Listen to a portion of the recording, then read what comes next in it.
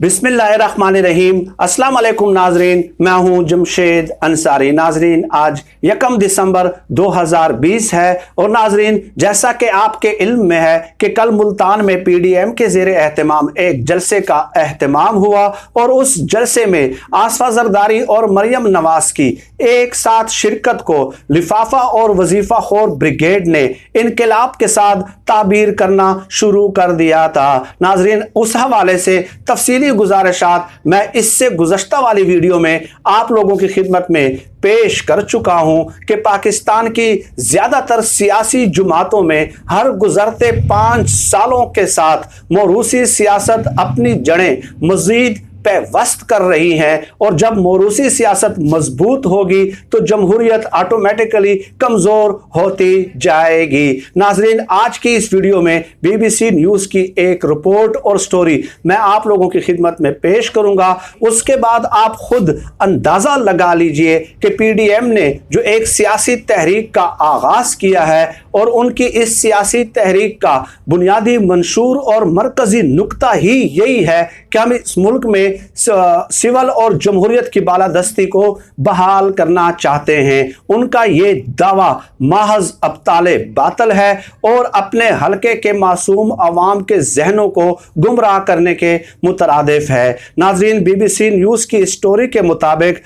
इस स्टोरी में पाकिस्तान की सियासत का दुनिया के दीगर ममालिक से मुवाजना किया गया है और इस स्टोरी के मुताबिक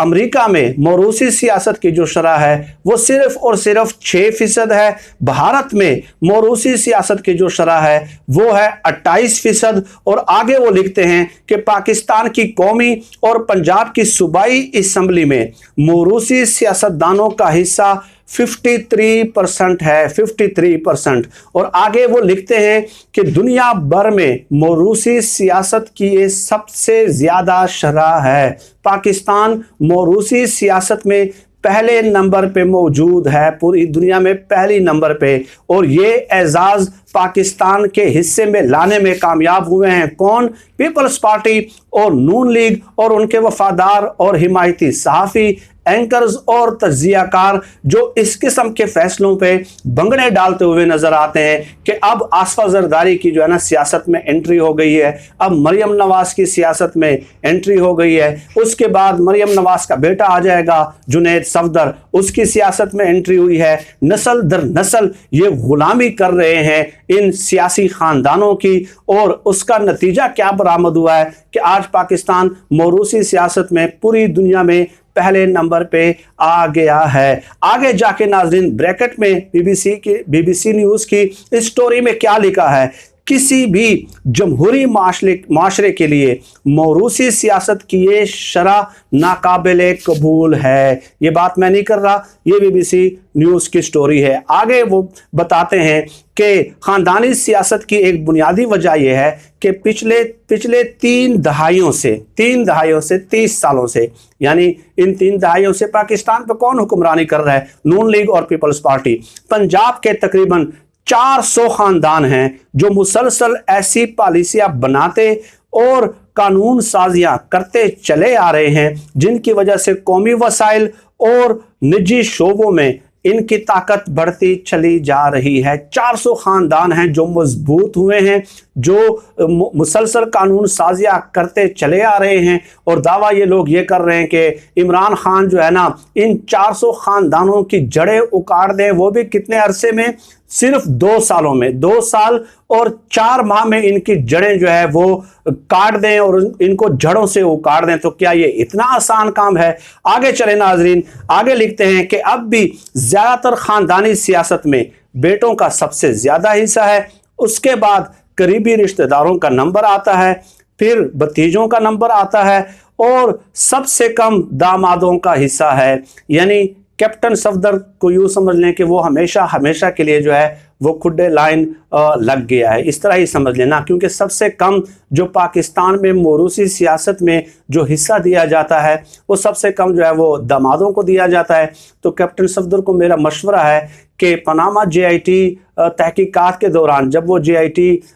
टीम के सामने पेश हुए थे तो उस वक्त खुद उन्होंने अपना एक बयान रिकॉर्ड कराया था कि मुझे शरीफ ख़ानदान की तरफ से 1500 रियाल माहवार जो है वो तनख्वाह मिलती है। तो कैप्टन सफदर उसी तनख्वाह पे ही गुजारा करते रहे, क्योंकि मोरूसी सियासत में, इन सियासी ख़ानदानों की सियासत में उनका कोई हिस्सा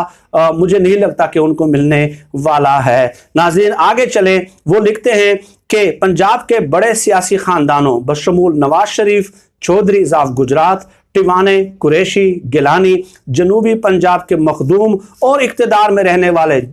और भी इनके बच्चे न सिर्फ कौमी असम्बली में अपनी इजारादारी बरकरार रखते हैं, बल्कि सूबाई असम्बलियाँ भी बराह रास्त इन्हीं के ख़ानदान के अफराद या इनसे वाबस्ता लोगों के हिस्से में आती हैं। नवाज शरीफ की अपनी बेटी मरियम नवाज को मुस्लिम लीग नून का लीडर बनाने की कोशिश भी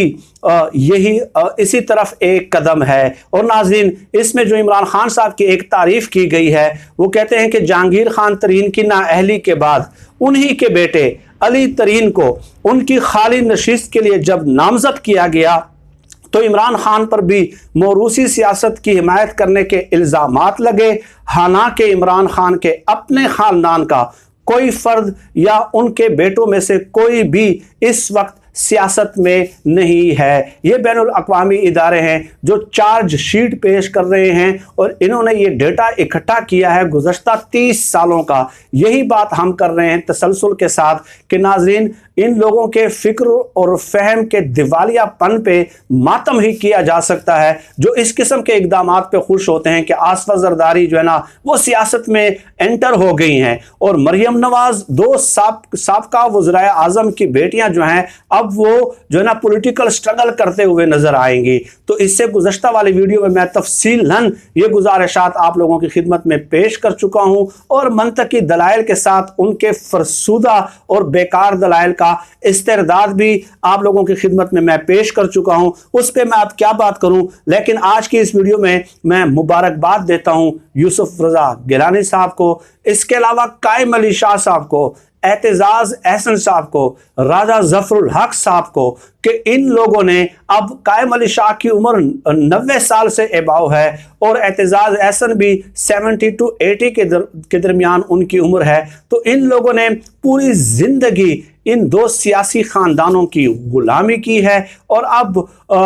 इम्कान गालिब है, बल्कि मैं कतईयत के साथ ये बात कर सकता हूँ कि उनके बेटे भी जो है इन ख़ानदानों के बच्चों की गुलामी करते हुए नज़र आएंगे। और ये जो सहाफ़ी, तज्ज़ियाकार और एंकर्स हैं ये मोरूसी सियासत को जमहूरियत का लेबल लगा के लोगों के मासूम जहनों को जो है वो गुमराह करते रहेंगे, इंटेलेक्चुअली करप्ट करते रहेंगे और आखिर में नाज़रीन अपने उस रिवायती फ़िक्रे का इयादा करना मैं ज़रूरी समझता हूँ, बहुत ज़्यादा ज़रूरी समझता हूँ कि शरीफ ख़ानदान ने और ज़रदारी ख़ानदान ने माली करप्शन की, फाइनेंशियल करप्शन की, ये उनका जुर्म तो है ही, लेकिन शरीफ ख़ानदान का एक बड़ा जुर्म ये भी है कि उन लोगों ने सरकारी सरपरस्ती से इन सतही दानिश्वरों की और फ़िक्री बददियानत लोगों की तशहीर की, उन्हें सरकारी एजाज़ात से, सरकारी अवार्ड से नवाजा गया, सरकारी हेलीकॉप्टर के दौरे कराए गए, सरकारी पैसों से हज कराए गए और फिर किया क्या इन लोगों ने, कौन सा काम इन लोगों से लिया गया, इन फ़िक्री बददियानत सहाफ़ियों से, तज्ज़ियाकारों से और एंकर से कि बुनियादी जो इस्तिलाहात हैं उनकी तारीफ़ ही इन लोगों ने मसख कर दी है और अब ये लोग दिन रात एक ही राग एलापते हुए नज़र आते हैं कि मोरूसी सियासत नहीं, ये जमहूरियत की मजबूती की तरफ एक कदम है। हालांकि ये बात एस्टेब्लिश्ड है, आई एम 100% कन्विंस्ड कि जहां मोरूसी सियासत मजबूत होगी वहां जमहूरियत कमज़ोर होगी। और PDM ने ये जो गुमराह कुन एक प्रोपेगंडा शुरू किया हुआ है कि जी हम जमहूरियत की बालादस्ती के लिए जो ना हम अलम तामे मैदान में निकल पड़े हैं, तो क्या आज तक PDM की कोई एक सियासी जमात हमें बता सकती है कि इन्होंने अपनी ही पार्टी के अंदर free and fair elections conduct कराए हों? मौलाना फजलुर रहमान ता हयात कायद नवाज शरीफ, ता हयात कायद बिलावल जरदारी, ता हयात कायद आसिफ जरदारी, ता हयात कायद अपनी पार्टी में जमहूरी रिवायात ये कायम कर नहीं सकते, अपनी पार्टी में फ्री एंड फेयर इलेक्शंस करा नहीं सकते और पूरे मुल्क में जो है ये जमहूरियत की बहाली करेंगे और पूरे मुल्क में फ्री एंड फेयर इलेक्शंस कराएंगे। आज के लिए नाज़रीन इतना ही। पाकिस्तान जिंदाबाद, अल्लाह हाफिज़।